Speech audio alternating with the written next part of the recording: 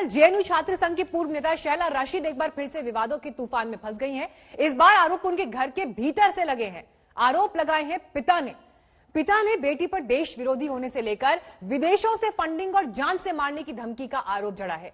लेकिन जवाब में शैला ये कह रही हैं कि यह बदले की भावना से उठाया गया कदम है।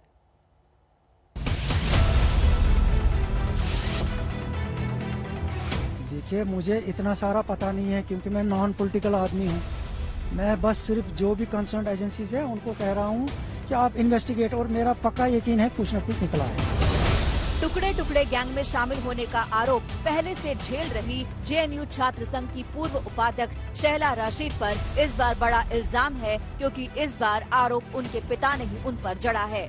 शैला के पिता के मुताबिक 2017 में जेएनयू छात्र संघ की राजनीति को छोड़कर शैला कश्मीर के एंटी नेशनल मूवमेंट से जुड़ गई। सारा खेल पैसे का है। शैला को यूएस में बैठे कुछ अलगाववादी फंडिंग करते हैं।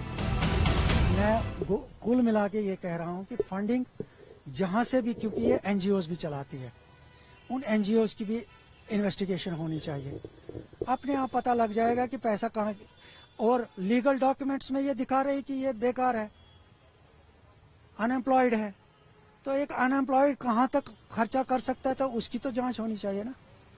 अपने आप सबको पता लग जाएगा कि फंडिंग कहाँ से आ रही है, क्यों आ रही है और किसके लिए।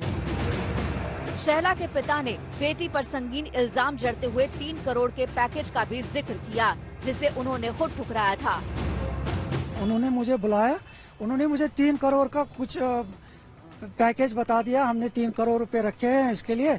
शैला के आप चाहो तो आप ले सकते हैं, या मैंने रिफ्यूज किया। मैंने कहा मेरी अभी बात इस विषय पे हुई नहीं है बेटी के साथ, क्योंकि उसको 7-8 दिन के बाद आना है, तो मैं उसके साथ पहले बात करूंगा, उसके बाद ही बता।